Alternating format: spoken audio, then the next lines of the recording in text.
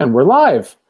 Welcome to another network-centric resources online discussion featuring resource developers sharing hard-earned knowledge and lessons learned. Let me say hello to both our live YouTube viewers and to those of you who are joining us in the Hangout. Thank you so much for coming today. Just a note for those of you that are viewing via YouTube, if you do have a question or a comment you'd like to share, you can't do it from there. But if you RSVP'd, you just look at that email I sent earlier with the links and use the one for the Hangout, and feel free to switch over any time. When you get here, here's some guidelines that would help you in participating. So if you get over to our Hangout, please do make sure that you stay on mute. We'd like to invite you to participate by using the text-based chat room for communication. And once again, this is only if you are in the Hangout. You can start this by clicking the icon in the upper left-hand corner in the text message box and introduce yourself. Please type hello and do that. If you have a question during the Hangout, that's the place to type it, is in that text message box. We will pause a little bit later in this to answer everything. And also, do feel free to share any comments you may have there as well. So just a reminder that it is all being broadcasted live, but a recording will be made available on YouTube immediately after we are finished. So I'm your host. I'm Dirk Slater. I'm the Fab Writer in Fab Writers. We work to build capacity to use tech and data to strengthen advocacy and humanitarian efforts. Our network-centric resources project aims to learn from those that are developing people-powered and participatory resources through sharing ownership, enabling contribution, and supporting collaboration. So to exemplify all this, joining me today is Milena Marin, who I am proud to say is an active member of our network of network-centric resource developers. And just to say thank you so much for spending time with us today, Milena. Well, thank you for having me. It's really exciting to be here. Well, great. So why don't we start off, tell us a little bit about the Decoder project, and specifically, like, what is the Decoders project trying to accomplish? All right. So the Amnesty Decoders platform is a crowdsourcing platform where we invite, here at Amnesty, we invite digital activists to contribute to groundbreaking human rights research. So while in the past, research was a domain exclusively of researchers at Amnesty, now we're inviting members of the public to participate. And we're doing that for two reasons. One of the main reasons is that we simply have too much information to process in our endeavor to expose and shed light on human rights violations. So in the past, researchers would go on the ground, interview victims, witnesses, maybe pick up evidence from there, and that would be the main basis of the research. While now we have, as you know, we have so much data, so many streams of information online, so much data available to researchers, and because of the volumes, we simply can't make use of it. So just to give you an example, on YouTube alone, there's over 46,000 years of footage uploaded since the beginning of YouTube. And that is like 500 hours of footage uploaded every minute. And not to speak about the social media information, where we have millions of posts uploaded every minute from all corners of the world. So in all this information, there's potential evidence of human rights violations, and we want to make use of it, but it's just simply too much. It's overwhelming for us to use. So that's why we invite tens of thousands of people to participate in helping us make sense of this information.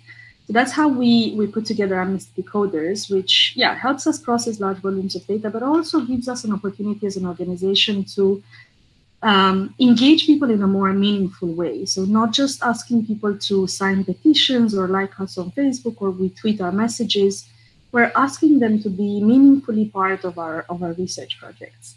So we launched the platform in 2016, and we run already a few projects. We invited people to help us analyze satellite images and detect villages and destroyed villages in remote areas of Darfur.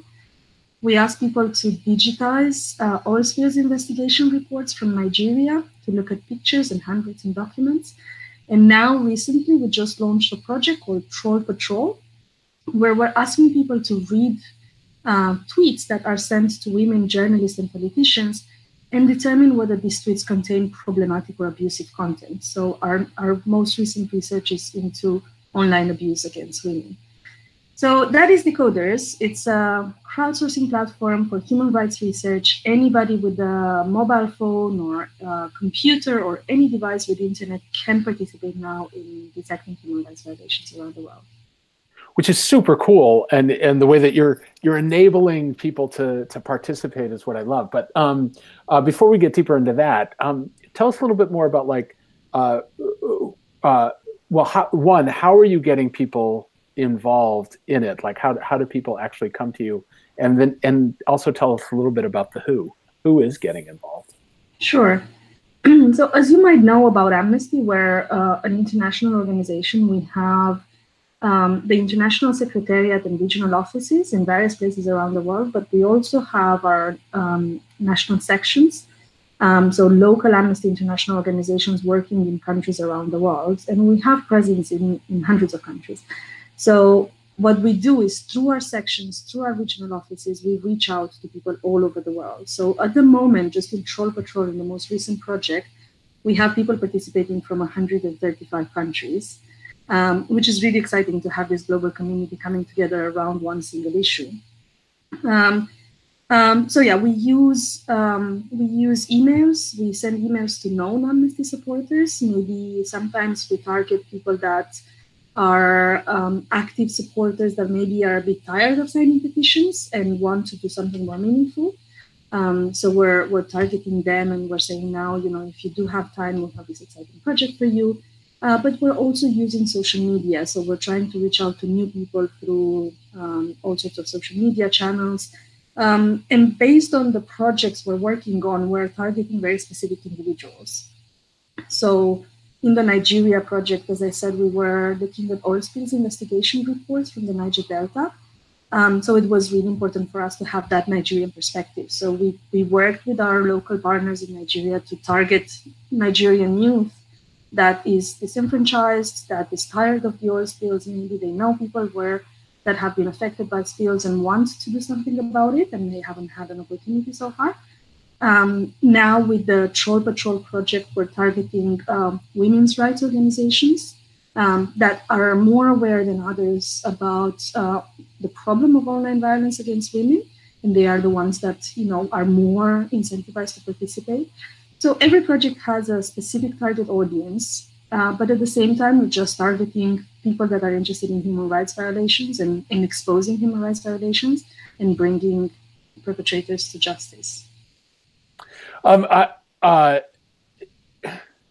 the things I have to say, like I signed up and did a little bit of the Troll Patrol, and for me, for someone who actually has I've experienced a little bit of abuse online, but not a hell of a lot. And I have to say it was so educational and helpful to get that deeper understanding of what do actually people face and what does online harassment actually look like. So it did a lot for me in terms of education and helped me better understand that. And I'm just curious if that's a common theme for people, like, do they not know anything about it and then get to learn a lot by doing it? So when we set up the project, it's really important for us to set it up in a way that anybody can participate. So people who come to join Decoders don't have to know anything about satellite imagery. They don't have to know anything about oil spills in Nigeria, and they definitely don't have to know anything about online abuse. We make it so easy. When you join Decoders, we give you a training, we give you materials, easily digestible materials that make you understand the problem and enable you to participate, basically. And we do have this feedback from everybody that they learn a lot, and we learn a lot with them while we do projects. Obviously, we can't foresee all the types of content that we will review. Now with Troll Patrol, we knew there will be sexist and racist and homophobic and ethnic slurs. We knew there would be this kind of content, but some of the content we completely didn't see coming. For example, we found some ethnic cleansing calls and really insane types of abuses. And we learned with the participants the most common types of abuse that is happening online. And we do get that feedback. People empathize much more with our research and our findings when they get to review evidence themselves. So it's a very different way of communicating the information. Whether you put somebody in front of a report and you get them to read the facts, they might understand or not. But definitely, if you get them to review the evidence and be part of the research, they really empathize at a much deeper level, and they understand the issue, and they take it personally almost. They really take injustice personally, which is really the most important value for our organization, to get people to be with us on this journey of exposing human rights abuses and calling out the perpetrators. Yeah, but I wonder too, so one of the things that I think a lot of people grapple with when they are developing a resource or developing stuff that they want to get people to give them contribution, to basically give them stuff, right? Like it's really they sometimes question of like, how do I actually effectively engage and get people to give me stuff back? And I think one of the things that is super important about the Decoders project is that you are giving back to who's ever participating by setting up that learning environment, right? Yeah, well, of course, there's no magic recipe for engagement, and we are struggling with it as much as everybody else. And I think it's so much harder now to get people's attention and to get them to meaningfully contribute to something, right? It's easy to get people to sign a petition, but even that is becoming harder and harder because people are so precious with their time. They get bombarded with so many requests, and they have to be really diligent in understanding where they want to contribute and where they don't. So some things we use, for example, in any communication, we want to give people a very strong value proposition. Like why is it important for you to participate? What is that we want to do with this project? What are the objectives of the project? And why do we need your participation in particular? Then when people join the platform, it's really important for them to have a smooth experience. So to not have any technical glitches, for example, which is something that we always have small problems with a small amount of users. There's gonna be always the person that uses the, Internet Explorer browser that has glitches with something. And but that is really important to make sure that once they join you, they have an easy experience. We've also put quite a lot of emphasis on user experience and design to make sure that people find it easy to access. Like it's easy to understand which button you need to click. It's easy to understand the journey. And then yes, we really need to provide people with meaningful resources on how to participate. So we've experimented with different kinds of tutorials. Now we've experimented with a video tutorial with a person welcoming decoders into the project. But all those materials and all that education is really part of the experience. And regardless of how much people can contribute, we hope that they leave the platform knowing more about online abuse and empathizing more with the victims of online abuse. Great. And I think the bit, like, do you have any other like tips for people in that engagement, in keeping that engagement? Like, would you have any other words of advice for how you get people involved and get them to give you stuff? Yeah, of course. So on Decoders in particular, and I do acknowledge that that's a very specific type of project, but I think the engagement journey and the engagement feedback loop is the same across any project. So yeah, you get them with a strong value proposition. I think it's really important to expose your theory of change. People these days are extremely rational and don't respond anymore to just emotional stimuli. In the past, it used to be that we showed them really nasty pictures of children, being sick, and that doesn't work anymore. Like, I think rational messages of how exactly you're going to change that situation and how my input is going to help works much better these days. So you get them in like this. You get them in with a strong theory of change and value proposition and exposing exactly how you're going to use their contribution.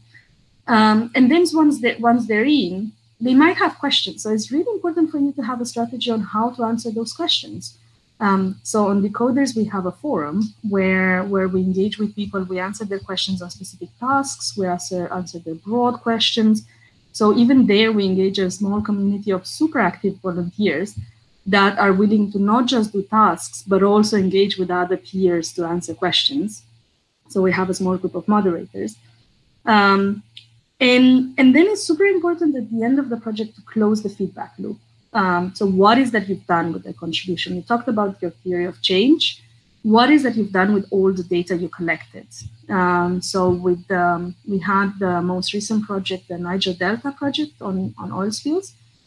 We produced a report. So we got all the data from Decoders, we analyzed it and verified it, and we started seeing trends. And based on the input from Decoders, we found 89 oil spills where companies like Shell and Eni misreported the spills. So they either underreported the amount of oil spills or they misrepresented the cause of the spill. And that came through the analysis of Decoders. So we produced a report, we exposed negligence on behalf of the companies, we credited Decoders for this work, and now we're advocating with the Nigerian government to re-investigate these oil spills. So that might potentially lead into compensation for communities in these cases. And all that was done through people power, through people participating and dedicating their time to help us digitize a mountain of pictures and handwritten documents and make it really a structured database that we could analyze. So yeah, I think going through this, capturing their attention with a rational message, getting them on, showing them progress, and then at the end showing them what we've done with their information, I think is super important.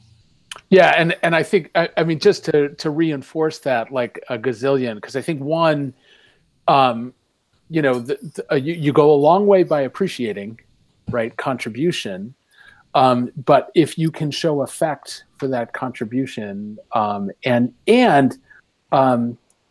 you're sharing ownership for that theory of change, or for the potential change that you might be making, or the change you have made.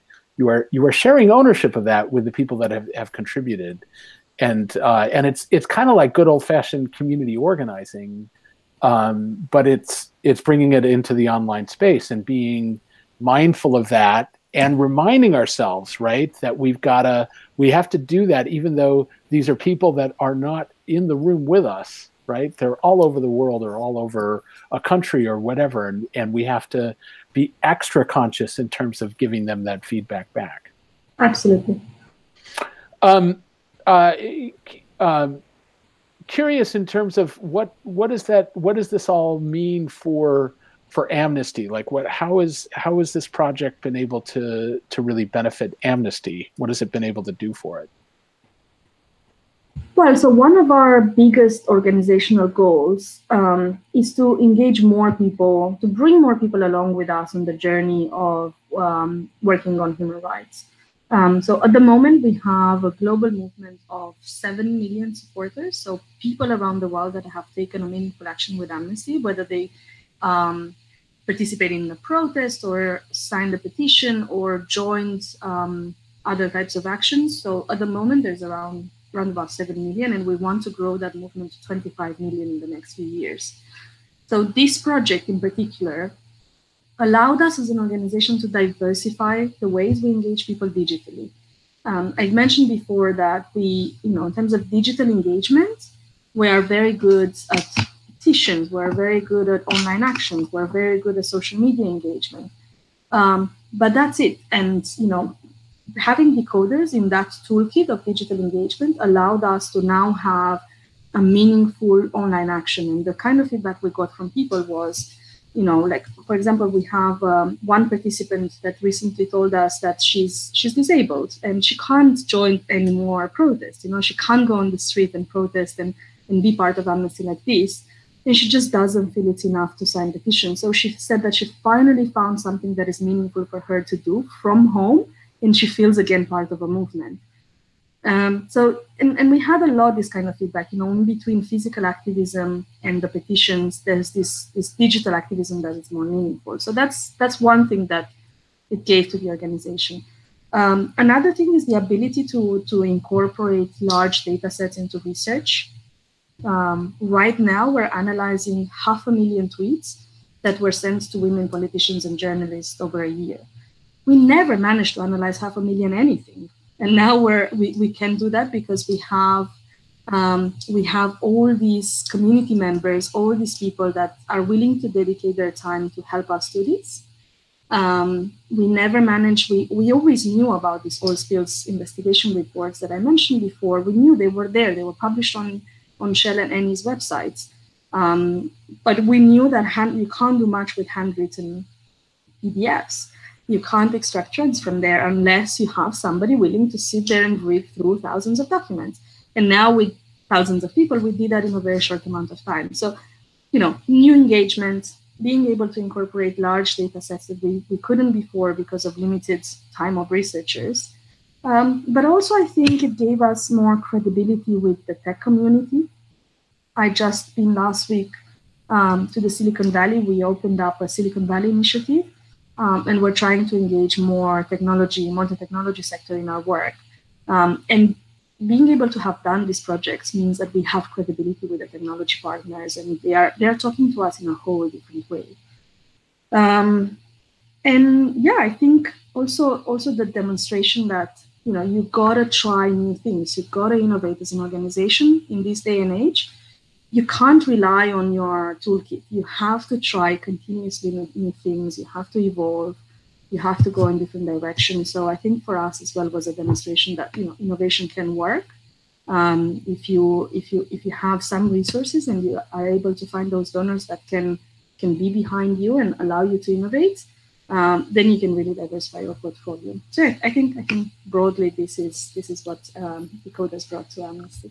Well, I also must imagine that when you have to do a lot of user testing.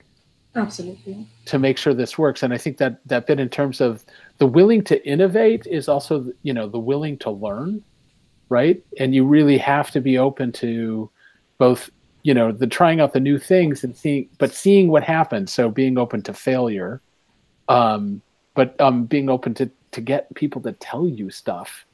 And it might be stuff that you don't necessarily want to hear about your work. Always.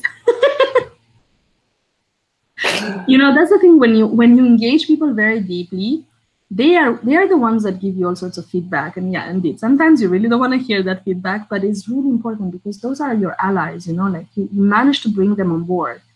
People who don't care, they won't give you feedback. They'll say, let them fail, whatever.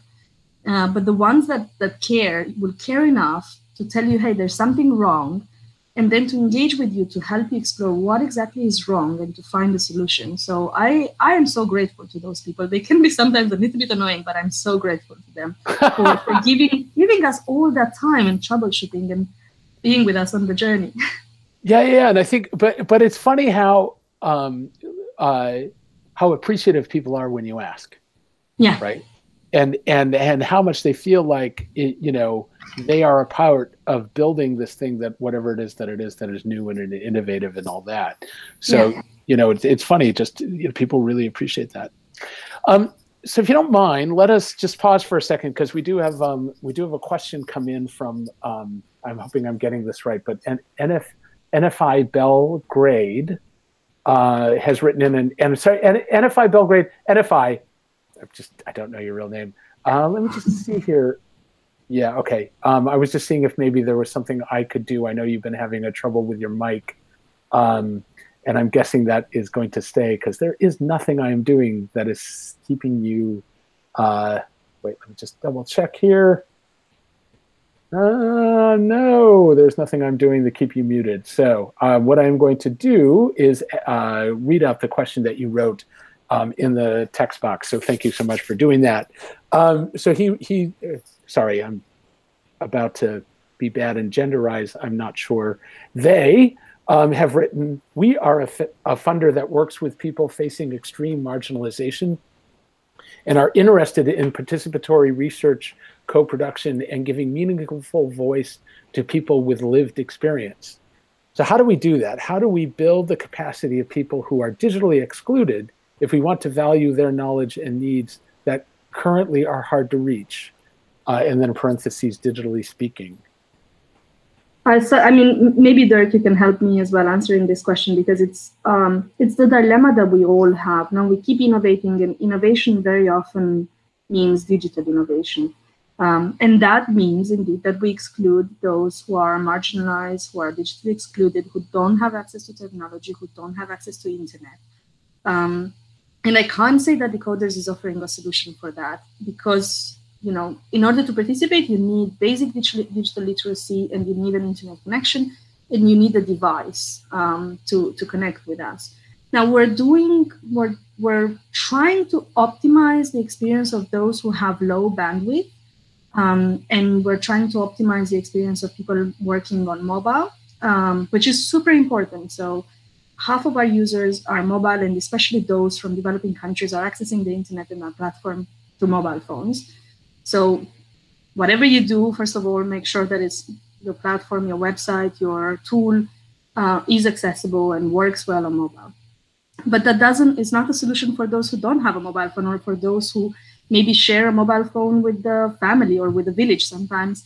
So I have to say it's not a solution. I think with those communities, you have to go there and work with them. You have to work face to face with them. You have to find those local partners that can access those communities and can provide capacity building and can be your multiplier forces, because obviously just you going there, it's going to be hard. But through partners, through local organizations that know the context much better, I think that's a solution. So I think we can't just put all our eggs in the digital basket. We can't, we can reach a lot of people now with digital means, but we can't reach everybody.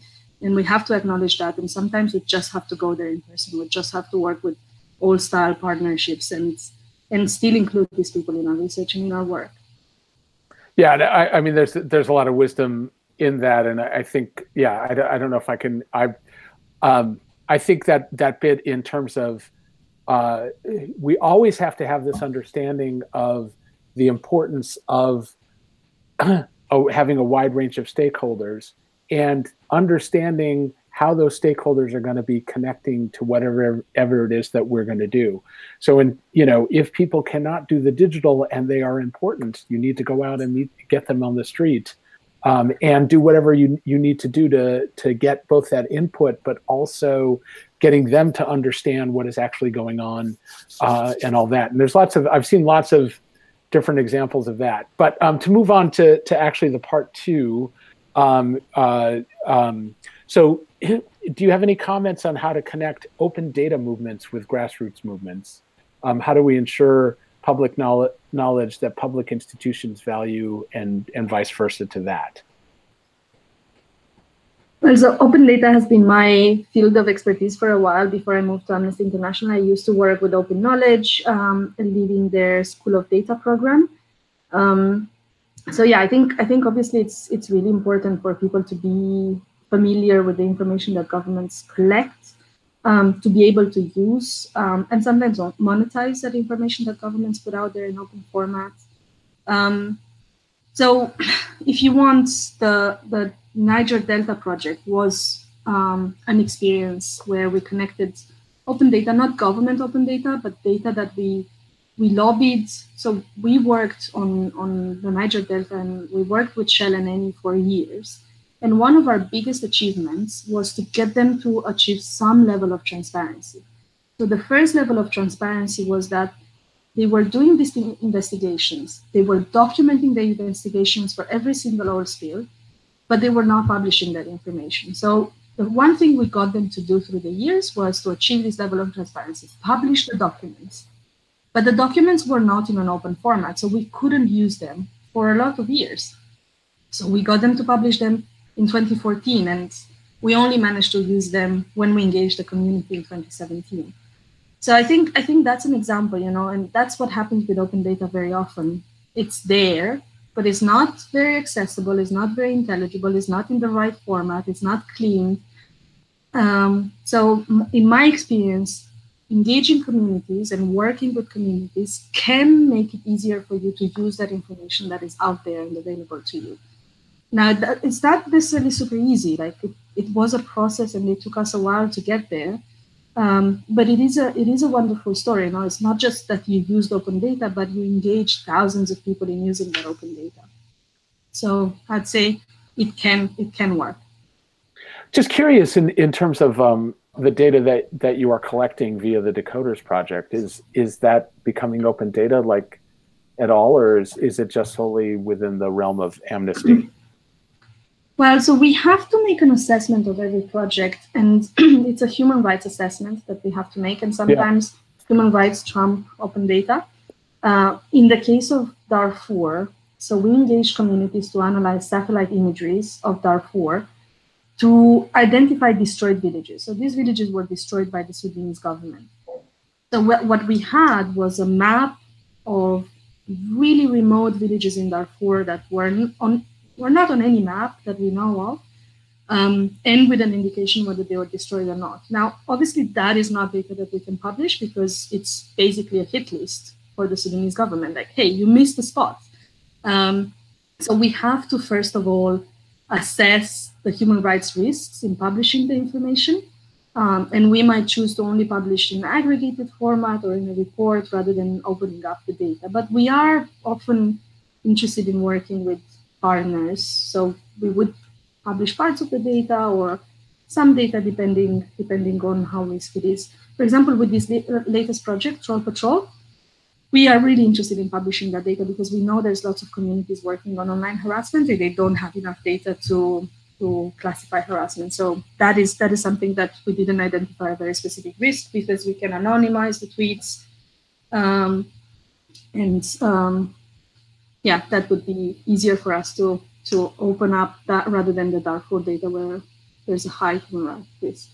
Yeah, and I think that thing in terms of the question of open data, it is there's that balance of who are you putting at risk, like what sort of protection do you need to be doing around the data that you've always got to keep in mind.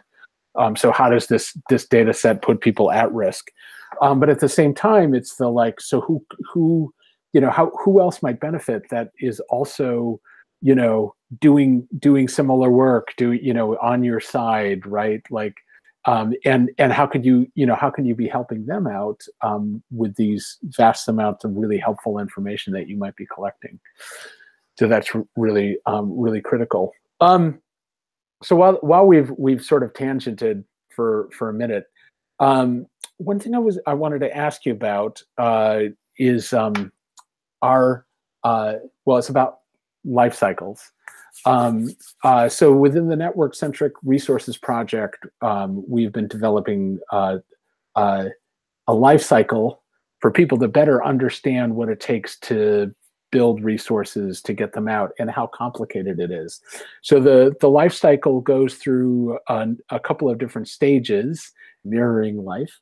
So there's preconception, conception, birth, which is usually launch, youth, maturity, and eventually death, and then afterlife.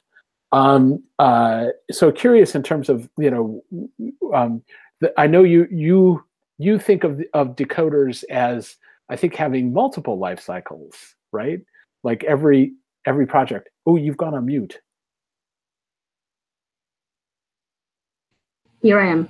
Yeah, there you go. I think it's really fascinating, the life cycle, and I think it applies both to the Amnesty Decoders as a platform that can host different projects, but it definitely applies to the individual projects, right? So just to give you an example with, again, like let's pick up the oil spills project. We went through all those stages and we got until the end where we finalized our research, we analyzed the data, we put together a report. We're still working on it because we will never stop lobbying the Nigerian government. We will never stop working with Shell to make sure they improve their practices in the Niger Delta and they clean up the spills as they happen. But that project is wrapped. We published a report, we got our findings, we're lobbying with the Nigerian government. And we got back to the users. We told them, hey, thank you for your time. This is what we've done with it. So we went through all that life cycle, but I can see how it applies as well to the platform as a whole. I think that Decoder's platform is reaching maturity. We started with a small pilot project back in 2016. We understood a little bit of how it works, but not enough. We launched then our Decoder 4 project, which took us by surprise a lot. We never expected the feedback we got from there. We thought, that it's going to be, again, like a small pilot. We prepared a small amount of data to analyze in 4 weeks, and the whole data we prepared for 4 weeks was analyzed in the first day of the project. So it really took us by surprise. We didn't expect people to use the forum as they did. We learned a lot from it, and then we applied the learnings to every new project. We now have been processing such diverse types of data, so from satellite images to handwritten documents to photographs to social media reports. So with every project, we're learning and we're maturing. We're improving the technology. We're cleaning up the tech errors that we had in the past. We're improving the way we welcome people on the platform, the tutorials, the materials we produce. We get quicker and faster at producing projects because we now have so much learning from the previous ones. So I think we're reaching maturity. I don't know. I hope there's no death in this project. I hope that we'll just keep learning and doing more projects and better projects. And maybe at some point, we'll say like this engagement method and this research method is obsolete, and we'll have to wrap it up, share the learnings, and move on. But definitely we're not there yet. But I can see how the life cycle is super useful to think of your project and assess where it is in that life cycle. So I really appreciate that resource from you guys. Well, I think, yeah, and that's super helpful, Milena, and thank you for that, because it's obviously complex, and I think the bit, if you want to have a long, healthy life for your resource, right, you need to have those, you need to take those stages very seriously, and also the preconception and the conception and the birth. Those are really important stages. But then once birth happens, right, you really need to do a lot of work then, right? After that happens, you need a lot of work to make sure that your resource stays healthy, stays useful, right? And the way that you prolong life is by making it super useful for people. The other thing, though, I think that I've heard feedback in terms of the life cycle, in terms of death, is that there might be part of your resource that does need to die, right? Because people have learned from you, maybe, or learned from your own resource and have gone out and done it differently or better, and there's a better way to do it, and you have to be willing to sort of let that go and maybe kill off parts of it while continuing other parts of it. And also that bit in terms of really understanding what is useful for folks. So be willing to kill off the things that are not useful. So super helpful. And for anyone listening to this, I will be putting that out in the world, and will be part of the notes as well. So just moving on, would love to hear a little bit about, what do you see as being next for Decoders? Where is it all headed? Well, one super interesting thing that we're exploring with at the moment is the intersection between crowdsourcing and machine learning.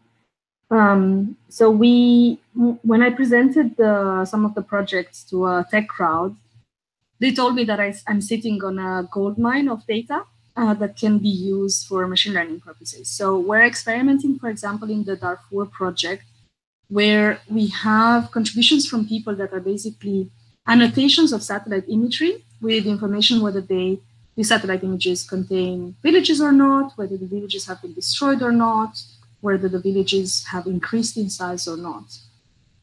So we're experimenting with using that to build an automatic algorithm that detects villages and can predict whether villages have been destroyed, which would be like amazing for us. If we could do that and really point researchers in the right direction, it would be, instead of looking for a needle in a haystack, they know exactly where to look. And they can have like early warnings. Imagine in Myanmar, where villages have been burned down to the ground and Rohingyas were chased away from their villages, if we could have alerts when that started to happen before we saw people fleeing into Bangladesh, that would have been a game changer for us. So we're trying and we're experimenting with that, and we're super excited about it. We're going to do the same with the Troll Patrol project. So we're going to take all those labeled tweets that will be the result of the Decoders project and try to build an algorithm with it where we can see if we can detect online abuse, and maybe we can work with the big tech organizations to put something out there that maybe is more effective with pressuring Twitter to enforce their own rules and making these platforms more civilized places to have conversations. So I think that's on the horizon for us. This experimenting with the coolest technologies out there, partnering with like some amazing tech organizations that are willing to dedicate a lot of their time to help organizations like Amnesty and help us really make use of these most amazing technologies. But also like doing more projects. One big barrier for us is fundraising. These projects are not into our budgets. We have a core organizational budget that largely is coming from donations from people like you and me, $5 a month kind of donations. But as an organization, we're still not at the moment where we can allocate lots of these resources to innovation work. We're still allocating it to core human rights work, the traditional human rights work that includes research, includes campaigning, includes advocacy, but at the moment doesn't include this innovative work. So we're trying to reach out to those donors that are willing to work with us to give us the resources we need to do this at scale, and working with tech partners to give us resources we need to do it at scale. So yeah, that's the kind of exciting journey in front of us. Great. Thank you so much for that. It's good to hear where we're going. I obviously have a dog that is She's so cute.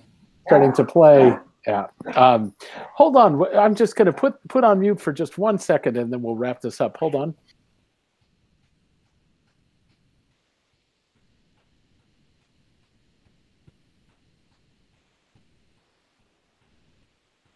There we go. That was easy. So I just want to, I think that's been great. Thank you so much, Milena, for going over all that and helping us do a deep dive on decoders. I think it's so great for us as resource developers to really get that deeper understanding of how do we enable the contribution? How do we get people to give us stuff? And doing the sharing ownership, which I think you guys are doing so well.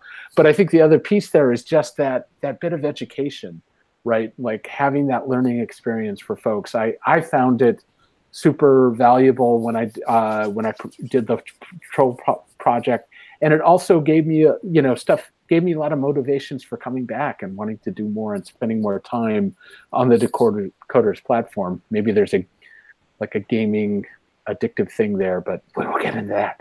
Anyway, we're using a bit of that as well, but not too much. Yeah, not too much. But don't anyway, overdo it with gamification. That's my lesson. Yeah. But so just it was probably a good moment for us to wrap this up. So let me just thank everyone for participating, watching, and coming. A reminder that we hold these online discussions monthly. So if you are working on a network-centric resource and want to share your challenges and lessons learned in an upcoming online discussion, do get in touch. Also, if you are not part of our network on network-centric resources, you can join at fabwriters.net/network-centric.